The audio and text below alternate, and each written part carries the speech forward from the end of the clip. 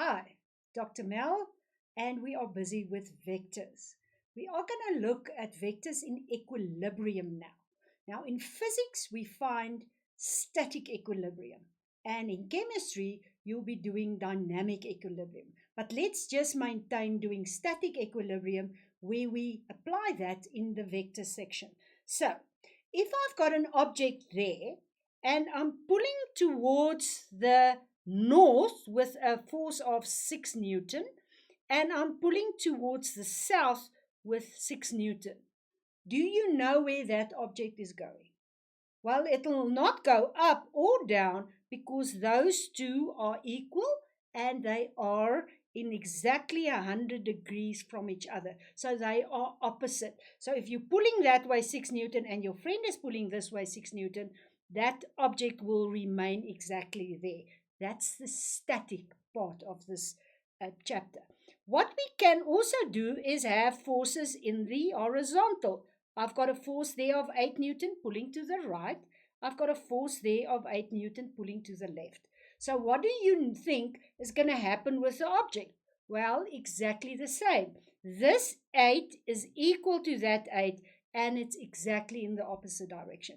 I could have also said to you, I've got these 4 with that one 6 being cancelled with that one 6 and this 8 being exactly the same as that 8 in opposite directions. So it doesn't need to be 2, it can be 4 or more of these vectors, and you can then find that the resultant will be 0, and that's the definition of equilibrium. Where the resultant is 0, there's no movement. Let's go to a more complex view of vectors. I've got a vector there, which is in that direction, and I've got a vector here in this direction. Now that angle there, let me just quickly have a peep. This angle here is 45 degrees. So I've got 45 degrees and I've got a 6 Newton force there. Now you know I can get components of that one. That's what we did in a previous lesson. Now we are going to do just the 3 without the components. I also have this force here with an angle there of 25 degrees, and I have this force as 10 Newton. Now let's have a look. If these 3 actually close a triangle, then this object will be in equilibrium. So let's draw a triangle. I'm going to draw this force there. Do you see that 6 Newton? And obviously, I would have used a protractor to draw the 45 degrees, which I'm not going to do now because I've got trigonometry. I don't need graphical accuracy now. I'm going to draw the 10 Newton where that one stopped, and it'll be probably somewhere there, and that angle there will be 25 degrees. And then you see I will have to draw this force there, and if it's accurate, that one will close the triangle. And what do we find?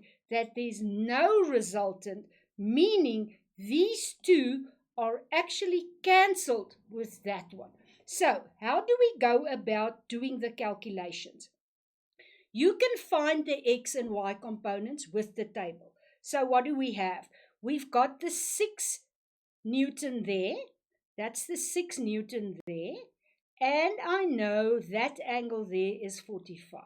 So the x component will be this side. The x component is adjacent, therefore it's cos 45 degrees. And that value is the hypotenuse 6.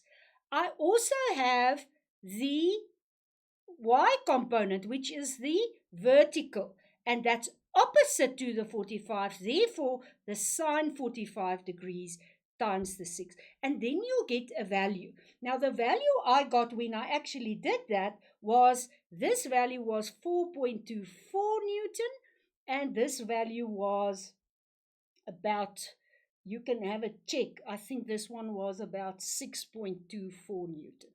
Check my answers and do the calculations and see if you get the same answer.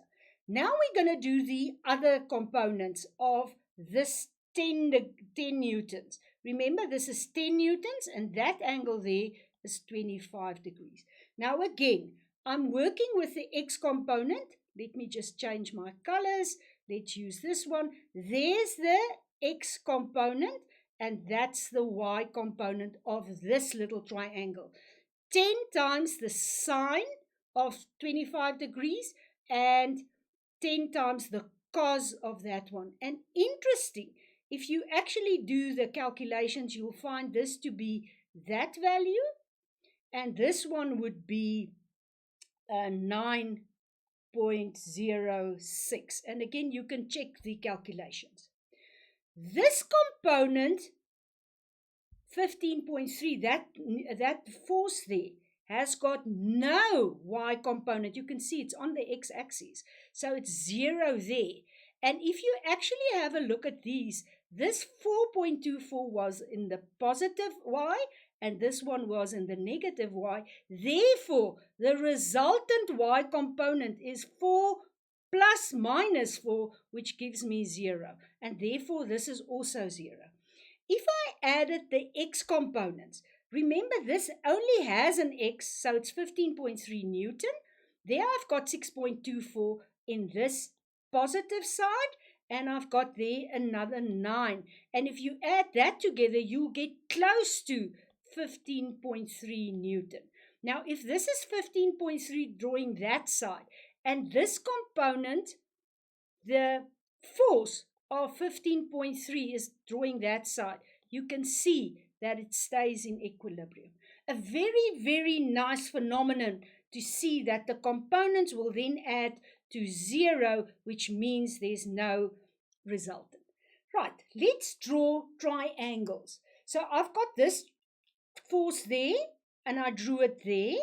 Remember, you've got to close the triangle. Then I went with that component there, and I finally drew that one to find that my resultant is 0. So the resultant is 0 Newton, which means it's in a state of equilibrium. We can also draw another triangle. I could actually go and say, let's draw that first. It's this one. Then that one there. Do you see it's that one there? And then that one there. Which makes it easy in terms of a triangle then to use the trigonometry. Be careful that you do the right angles and the right forces together. Don't confuse yourself and draw. For instance, I've often find that some of the pupils will draw that one as a horizontal. Please be careful that you keep to the directions that we have there. Now, how will this be asked? Let's have a look at a typical question. An object with a weight of W, there they give me the weight W, is supported by 2 cables attached to the ceiling and the wall.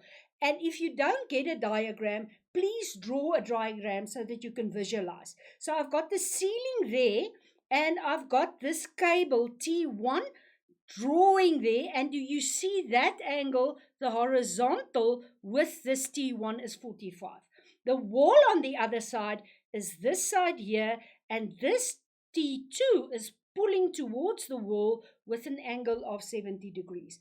The only information they're giving me other than the 2 angles is the fact that T1 is a value of 1200 or 1200 Newton. So I've got one side and I've got 2 angles. And if I've got 2 angles in a triangle, I usually have 3 because I can just deduct that from 180.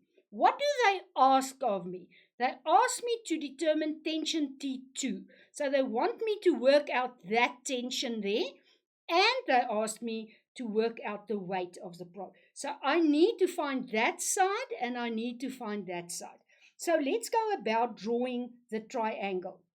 The first one I'm drawing, and I'm always going to draw this one first because I know what the direction is. That is my W. What do I know of this one? Well, this one, T1, is going up there. And if you draw it that way, you can see that angle there would be 45. Now, if you have a look at your prior math knowledge, you know if that one is 45, this angle will also be 45. And if that angle is 45, this one will be 45. So that's the kind of deductions that you make when you work with triangles. The last force is this T2. That one is drawing that side there, and you can see that angle between the force T2 and the wall, which is now the weight, is 70 degrees. Just another deduction, just to clarify, if that is 70 degrees, that angle there, the right angle, will give me an angle of 20 at the top there, which means this one is also 20 degrees. So what I have is a 70-degree angle up there. I have a 20 plus 45. So I've got a 65-degree angle there, and I have a 45-degree angle there. With the weight going down, so the angle is down, T1 pulling up, and they gave me that value, and T2 pulling upwards to that side. So you've got your triangle. Let's now find the equilibrium. Now, if you have a look at your triangle, you'll see you do not have a right triangle. You don't have a right angle, which means if you don't have a right angle, you don't have a hypotenuse. Let's just quickly complete the 65 in there, the 70 in there, and the 45 there. And the only value I have is that one, which is this. Now, you can do this with graphics and measure, but we aren't that accurate. Let's try and use mathematics. A mathematical rule, a trigonometry rule that you'll do in grade 12 is the sine rule. The sine rule says the sine of angle A over side A is equal to the sine of angle B over side B. It's also equal to the sine of angle C over C. Now let's go to our triangle and see. Let's make this A. Then that would be angle A. And we could put that in here now. We say sine, what is that angle? It is 70 degrees over this value. We've got that value. And what is the B? We can take any of those. We can say this is sine B. So let's make this B. That would be the angle 45 over B, which is actually T2. And now it's mathematics. You could actually do the math and find the answer. And you can go and do this on your own and see if you find the same answer as I did. I found T2, which is that value there, which is this value there, as 902.98 Newton. Or if you actually got a value of near 903, you would get all your marks. We could use exactly the same method to find the other angle and the weight. So let me quickly do one here. Let's go to the next one. I'm going to do that just now. I'm going to go back to that diagram, and I'm going to show you that I can work out the weight. And the weight was across the 65 degrees.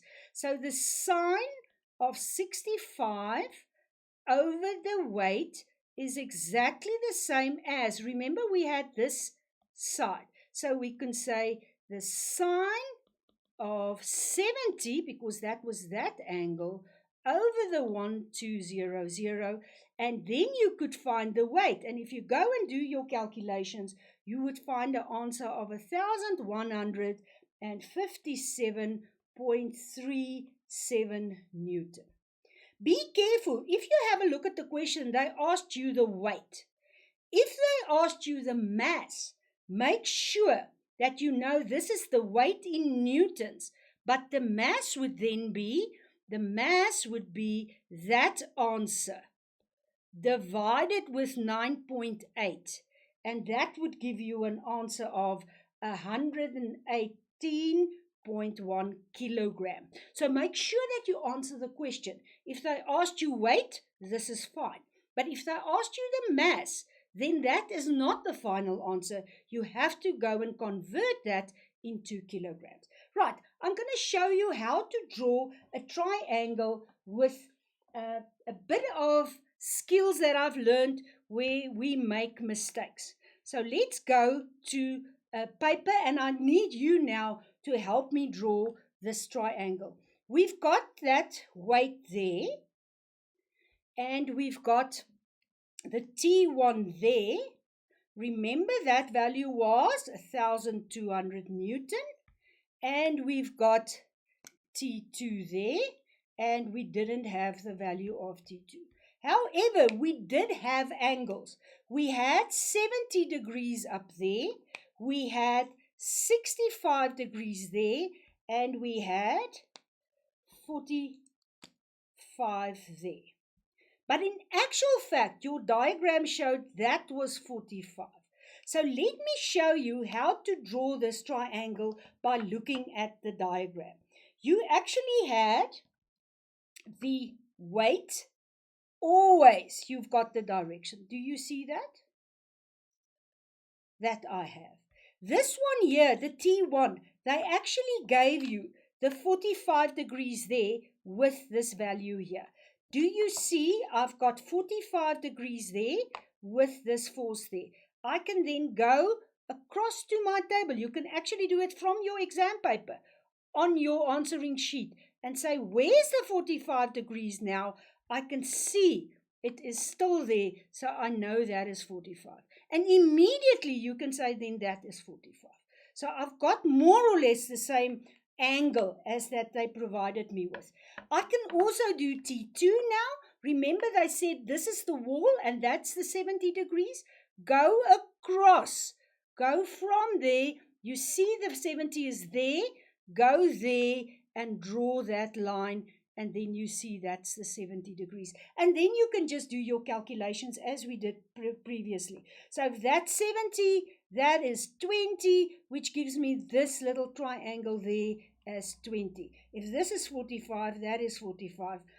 Just practice a few of these and you will be okay. You cannot do these without a triangle, and a triangle will then provide you with enough tools to actually solve the problems. Let's continue to a second example. They're telling me I've got an object X, and X is in the air here. It's hanging there, and it's suspended by two strings. A this side, and you know now it's pulling upward, and B is pulling that way, and the angles they provide me with. They further go on and say each of these strings can withstand a maximum force of 700. So if these exceed 700, it's probably going to snap. The weight X is increased gradually. The first question, and if they don't ask you to draw a triangle, please do, because you can't solve the problem without a triangle. Draw a rough sketch of the triangle. So let's go about and do that. So I've got my X there, and remember I said always draw the weight first because I know exactly what the direction would be. Exactly as I showed you just now, go and draw your 45 degrees. Remember we had that 45 there between the ceiling and B. So you can draw up to there. You know that is 45. And as I previously said, make your deductions immediately. Complete whatever information you have and make the triangle complete. The third line was A going up that way, and you can see I can draw it there, and I know that triangle there has got a 30 degree. So I've got 30 degrees there. If that angle there is 30, I immediately know this is going to be 60. I can also add the 30 to this one there. And now I've got a 75 angle there. Remember, I add 30 to 45. I've got a 60 degree angle there, and I've got a 45 here. And you know I can solve this problem by using the sine rule. So let's quickly have a look. They asked me what is the weight.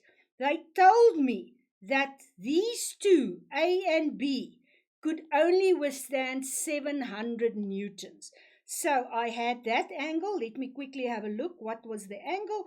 It was 45 degrees there.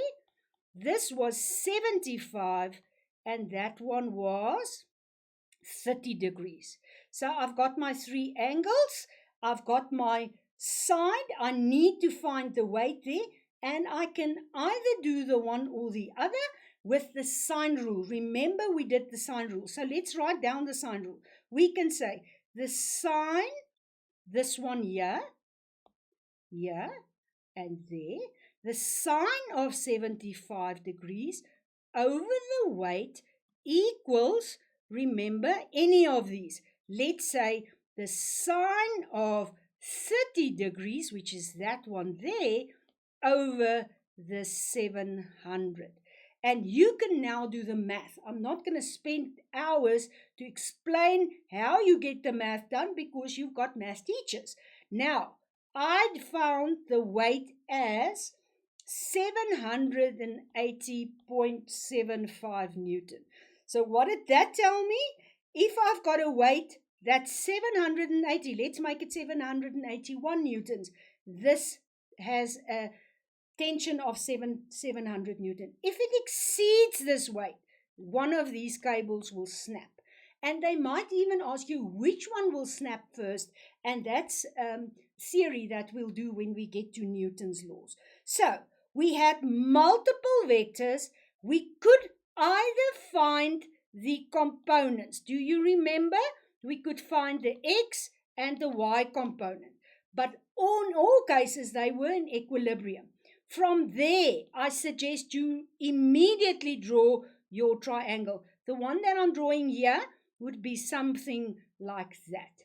Let's quickly clear this and see how they're going to ask. They usually ask the weight and then, as I said, cables. Make sure that you draw the weight, make sure that you enter your angles, and make sure that you understand what the sine rule is. It's easy, it's applicable, and you will be fluent working with that when you get to your grade 12 mathematics. Right, can you draw a vector triangle? That's the main ingredient to solve equilibrium, is to draw a triangle.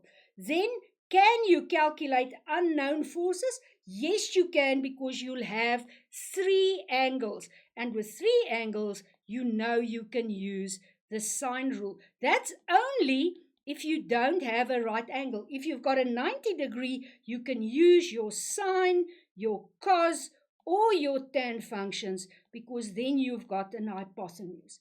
And then finally, make sure that you know the definition of equilibrium, which is the resultant force is 0 Newton. That's equilibrium, and I hope that you can solve the problems. We will do another lesson on a few questions that they ask, but for now, this is the theory on equilibrium. Bye-bye.